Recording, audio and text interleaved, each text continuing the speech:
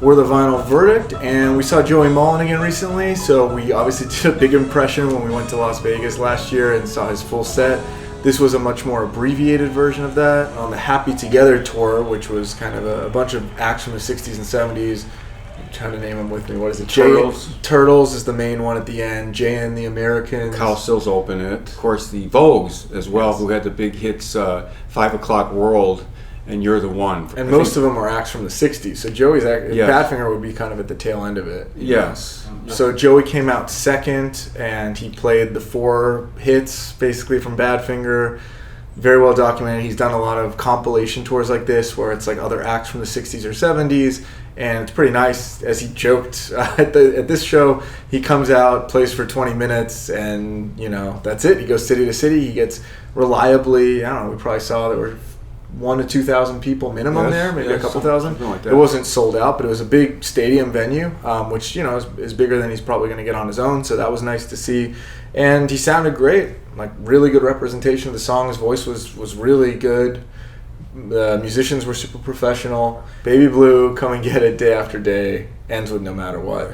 So, yeah, we were talking about it. It's a long way to go, again, to see him. But it is the only place you see Joey sing Day After Day, because normally he gives it to other folks in the band to sing. So that was cool. And it is in his register, I think. So he sounded really good singing that.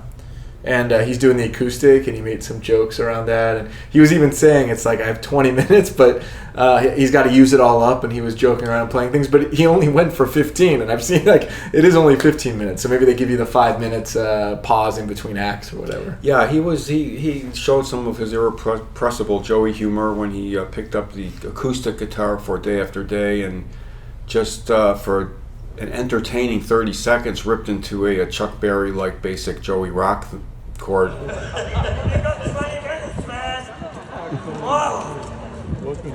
minutes of it, I've done 8, 9, 10 maybe.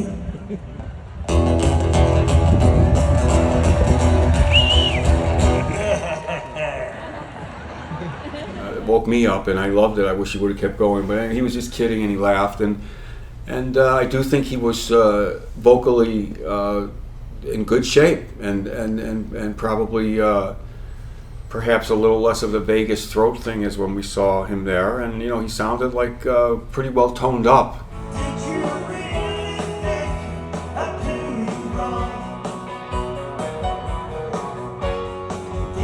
And appeared nicely in a nice outfit, and really representing. I don't know how many of these people even necessarily know who he is, or I'm sure they know the songs or know who Badfinger was. I have no idea. I wouldn't be surprised if it was a part of them and not all of them, but he was very entertaining in his own way. It was actually the first time I ever saw Joey live was on one of these compilation things. As a kid, I saw him do the 4 songs. Yes. We were talking about, if he has 20 minutes, these 4 songs were 15, he's got room for one more. This is always the thing with Badfinger, right? These massive hits, and then it kind of drops off in the commercial, from the public's eye of what caught on.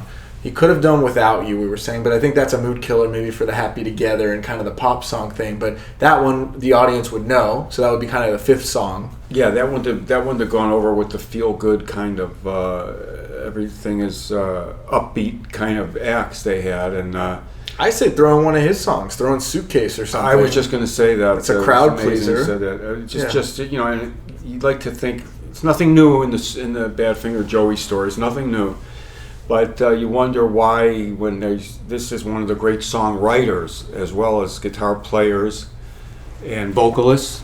Although he wasn't Tommy and Pete, he was in Badfinger, and he's a vocalist, and he can do plenty. And I just feel that, he's written so many songs, whether it would be a Suitcase Rocker that probably few would recognize there at that particular audience, and just things like that. He's got so many, but that's an old story. He's very polite and very, very kind about always mentioning Peter Ham's name whenever he plays the big hits, which he calls him our guitar player, but that threw me a little, but I've kind of gotten used to it. At least he's mentioning his name, and so it's just that it's quick, it's fast, it's the hits that were played on the radio and nothing else. And unlike any other act there's nobody loaded with so much material as what Badfinger produced, that besides the hits, and that's irrelevant on a night like this because he was just there to play the hits. And we got to see him anytime Joey comes to town. But Right. hoping that we get to see a full set and some some of the deeper songs from the collection soon.